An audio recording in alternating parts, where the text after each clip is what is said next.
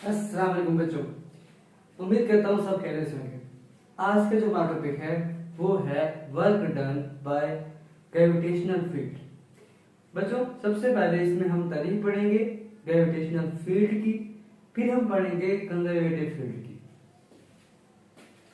The space around the earth in which gravitational force act on a body is called gravitational field.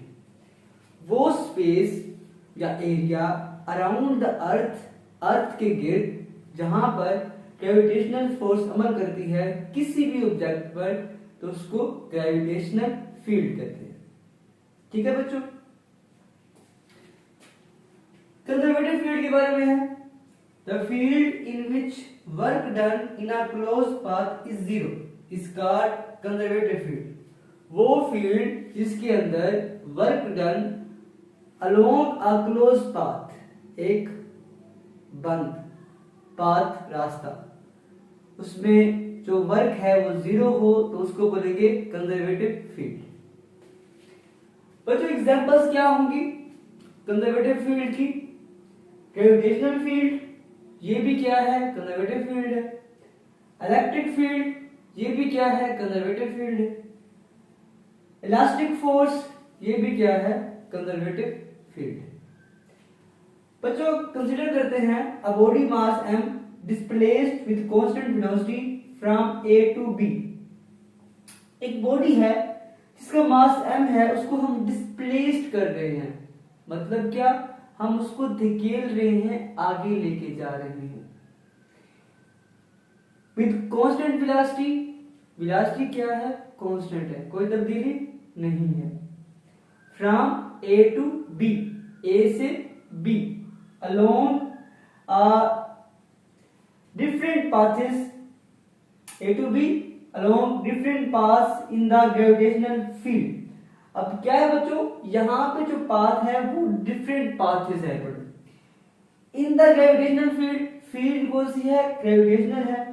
So gravitational force equal to the weight of the body. अब जो gravitational force उस object के ऊपर लगेगी वो उसके wait, वजन के बराबर होगी। और जो वेट का फार्मूला होता है वो होता है W is equal to mg। ठीक है बच्चों? बच्चों, आपके सामने एक डायग्राम है, इसमें हमने वर्क को डिवाइड कर दिया है पाथ्स के अंदर। ये पाथ 1, पाथ 2, पाथ 2, और ये क्या है? A से B, ये द्विमानी पाथ, ये पाथ 3 है। हमने 3 पाथ ले लिए हैं। ठीक है बच्चों? The work done along the path ADB। अब बच्चों, हमने A, D और B, A, D और B, हमने A, D, B एक पाथ लिया है, A से लेकर DB तक हमने एक पाथ लिया है। उस पाथ के ऊपर जो वर्क डन हुआ है हम उसको कैलकुलेट करने की कोशिश करेंगे। अब ADB हमने एक पाथ ले लिया, कहता है कि इस ADB को हमने डिवाइड कर देना है, स्प्लिट कर देना है 2 पाथ्स के अंदर। पहला पाथ क्या है बच्चों? AD। दूसरा पाथ क्या है बच्चों? DB।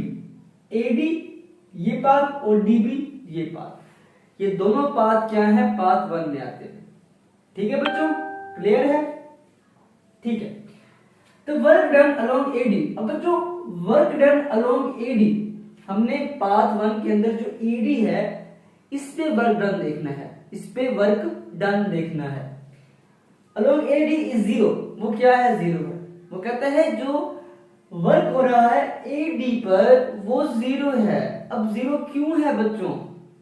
Because the wait mg, ये जो वेट है बच्चों, वेट mg जो है वो क्या है? Is perpendicular. परपेंडिकुलर, जब परपेंडिकुलर होगा तो 90 का दागा बनेगा टू द पाथ AD।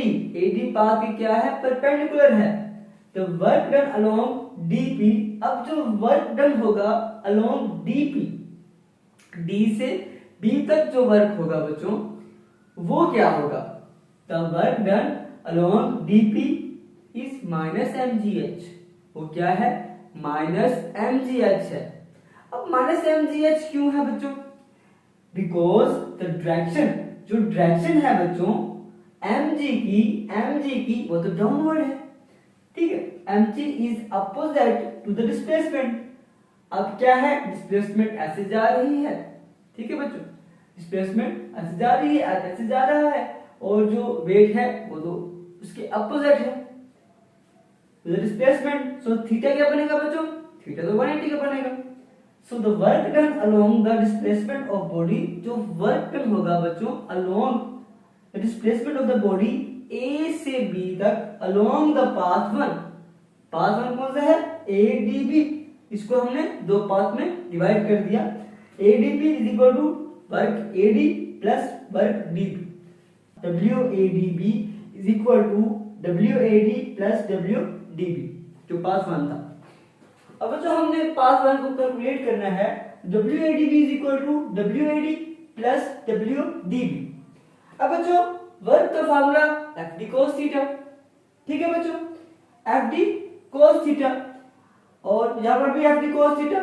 अब यहां पर बच्चों क्या ट्विस्ट है पड़ा, जो वर्क होता है AD के अलोंग, जो वर्क है AD के अलोंग, उसमें क्या है बच्चों, उसके अंदर हमारे पास हाइट नहीं है, ठीक है, वो सिंपल FD cos थीटा रहेगा। जबकि जब हम वर्क देखते हैं DP के अलोंग, तो बच्चों यहाँ पे क्या है, यहाँ पर हाइट का जिक्र है, यहाँ पे हाइट बुलंदी दी गई है। जब वो जो ऑब्जेक्ट है वो ग्रेविटेशनल फोर्स के वजह से ग्रेविटेशनल फील्ड में है, हाइट पर है, तब h लिया गया है। तो यहाँ पर वर्क के साथ हाइट को कर दिया जाएगा मल्टीप्लाई, ठीक है सब बच्चों, समझ आ गई। अच्छा अब बच्चों यहाँ पर FD cos 90 हमने पहले देखा कि AD की क्या हो रहा है। अब ये देखो वेट क्या है, ऊपर से नीचे लग रहा है, लेकिन जो पाथ है वो इस तरफ जा रहा है, पाथ ऑब्जेक्ट जो है वो इस तरफ जा रहा है, जबकि वेट क्या है, ऐसे लग रहा है। तो एंगल कौन सा बन रहा है बच्चों, एंगल बन रहा है 90 का। कौन सा बन रहा है, 90 का। तो बच्चों यहाँ पर cos 90 आ गया, प्लस अब यहाँ पे FD cos 180 डिग्री क्यों आया बच्चों, यहाँ पे एंगल 180 क्यों आया, जब वर्क हो रहा है DP से। अब बच्चों देखो यहाँ पे हाइट क्या है, ऊपर जा रही है, वेट क्या है, नीचे लग रहा है। हाइट ऊपर है, वेट नीचे है, हाइट ऊपर वेट नीचे, तो अब इसका मतलब क्या है, इनकी डायरेक्शन जो है वो अपोजिट है। जब डायरेक्शन अपोजिट होती है बच्चों, तो एंगल 180 डिग्री का बनता है। तो यहाँ पे 180 एंगल बन रहा है। अब बच्चों cos 90 जो होता है वो होता है किसके बराबर, होता है 0 के बराबर, ठीक है जी। जब cos 90 0 पुट किया, तमाम का तमाम वर्ग 0 हो गया। अब यहाँ पे आते हैं तो cos 180, बच्चों cos 180 जो होता है वो -1 के बराबर होता है। तो हमने यहाँ पे -1 पुट किया, तो यहाँ पे हम नेगेटिव पुट कर सकते हैं। तो ये नेगेटिव मल्टीप्लाई हुआ FD के साथ, तो नेगेटिव आ गया। और बच्चों वर्क FD बराबर किसके होता है, वर्क W के, तो W हमने यहाँ पे ले लिया। और बच्चों यहाँ पर जो हम वर्क ले रहे हैं वो एज ए ऑब्जेक्ट के ऊपर अमल कर रहा है, तो उसका वेट होगा, क्या होगा, वेट होगा। वर्क जो ऑब्जेक्ट के ऊपर अमल कर रहा है, जो ऑब्जेक्ट को लेके जा रहा है ऊपर की तरफ, वो वेट के बराबर होगा। तो वेट जो होता है वो mg के बराबर होता है। तो यहाँ पे क्या है बच्चों, अब यहाँ पे -mg और h, ये फार्मूला बन गया, work along ADP is equal to -mgh। बच्चों हम देखते हैं वर्क अलोंग पाथ 2। पाथ 2 पे वर्क कैसे अमल करता है। Consider a path ACB। अब हमने AC और B एक पाथ ले लिया है बच्चों, ये भी पाथ 2, ये भी पाथ 2, ठीक है बच्चों। अब हमने ACB को डिवाइड कर दिया, स्प्लिट कर दिया 2 पाथ्स के अंदर, AC के अंदर और CB के अंदर। जो वर्क डन होता है अलोंग AC इज आल्सो क्या होगा, -mgh होगा। कैसे तो बच्चों, ये भी AC है, ये भी DB है, जो वर्क DB के अलोंग होगा वही वर्क क्या होगा, AC के अलोंग होगा, ठीक है बच्चों। तो मैं just while the work done along the CB, जो वर्क होगा along the सी बी बच्चों, जिस तरह से ए डी 0 था, सी बी की क्या होगा बच्चों 0 होगा, बिकॉज ऑफ अपोजिट डायरेक्शन, क्योंकि डायरेक्शन क्या है अपोजिट है। तो W A C B is equal to W A C plus W C B, मतलब वही formula F D cos theta. अब यहाँ पे ए सी है, ऐसे है तो एच साथ में आ जाएगा plus F D cos theta. अब एफ डी यहाँ पे एच, वहां पे एंगल 180 डिग्री, तो प्लस यहाँ पे अपोजिट था तो एंगल 90, तो ये एफ डी क्रॉस एच ये होता है नेगेटिव 1 के बराबर, तो मैंने यहाँ पे नेगेटिव पुट कर दिया, और प्लस ये हो गया 0, तमाम टर्म 0 हो गई, और माइनस डब्ल्यू एच प्लस 0, अब वही minus m g h, W is equal to m g और माइनस एम जी एच के बराबर आ गया। ये बच्चों पाथ 2 के लॉन्ग भी हमने फाइंड कर लिया। अब हम करेंगे पाथ 3 के। अब बच्चों अब इसके अंदर एक कर्व है, ए से लेकर बी तक इस तरफ से जा रही है। अब हमने उस कर्व को लेना है, उस कर्व को हमने डिवाइड कर देना है इनटू डिफरेंट पाथ्स के। ठीक है बच्चों, हमने इसको डिवाइड कर दिया सीरीज ऑफ हॉरिजॉन्टल और वर्टिकल, हॉरिजॉन्टल और वर्टिकल में। ठीक है बच्चों, हमने इसको वर्टिकल में और हॉरिजॉन्टल में और वर्टिकल में हमने इसको डिवाइड कर दिया इस तरह से। अब जो होगा हॉरिजॉन्टल के थ्रू वो होगा फोर्स, और वर्टिकल में हमारे पास होगा डेल वाई। ठीक है बच्चों, the curve path A to B divided into series of horizontal and vertical steps, the work along horizontal 0, work along horizontal बच्चों 0 होगा because the angle between the gravitational force and displacement, जो angle बनेगा gravitational force का और displacement का क्या बनेगा बच्चों 90 का बनेगा।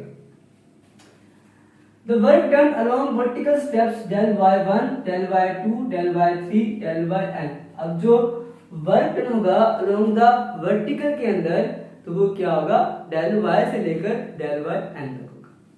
अब बच्चों हमने करना है calculate work along the path 3AB is equal to minus mg। ठीक है बच्चों, वेट जो होगा वो माइनस mg।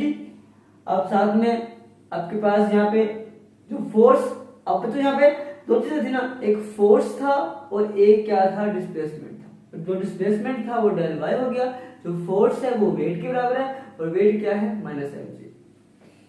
बच्चों हमने ये एक सीरीज लिख दी इसकी।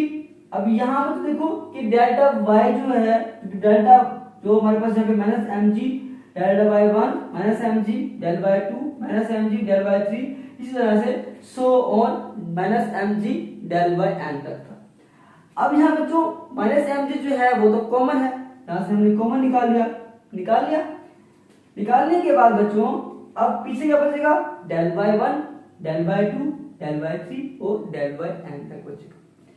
अब बच्चों हम कहते हैं जो डेल वाई 1 है, डेल वाई 2 है, डेल वाई 3 है, एन तक ये तमाम की तमाम जो सीरीज है डेल वाई की वो बराबर है एच हाइट के। तो अब ये एच के बराबर हो गया। अब जो हमारे पास फार्मूला था माइनस एम जी, साथ में तमाम के तमाम क्या थे डेल वाई वाले थे, वहां पे एच आ जाएगा, तो ये माइनस एम जी एच हमारे पास वर्क अलोंग ए बी आ जाएगा।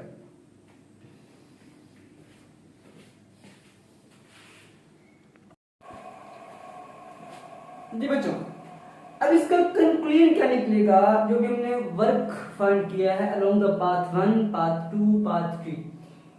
अगर हम वर्क लेते हैं अलोंग द क्लोज पाथ तो वो 0 हो तो उसको बोलते हैं कंजर्वेटिव फील्ड। अब हम देखते हैं कि वाकई ही ग्रेविटेशनल फील्ड जो है वो कंजर्वेटिव फील्ड है या नहीं है।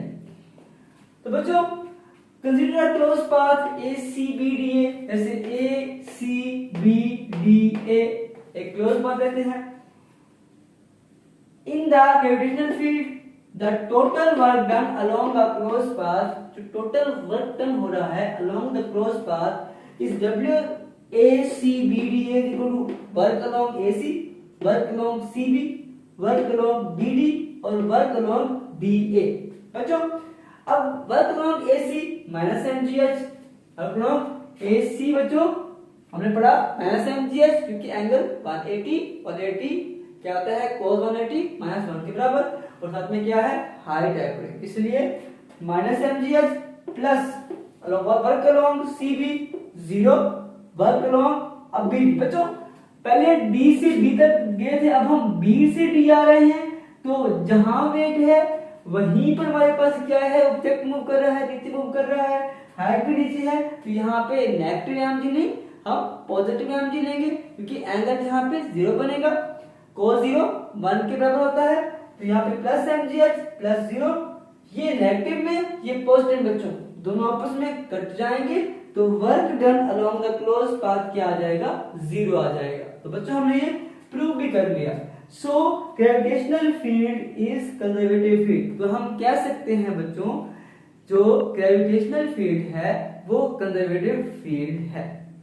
ये था बच्चों हमारा लॉन्ग क्वेश्चन। उम्मीद करता हूं कि आपको इसकी अच्छी तरह से समझ आ गई होगी।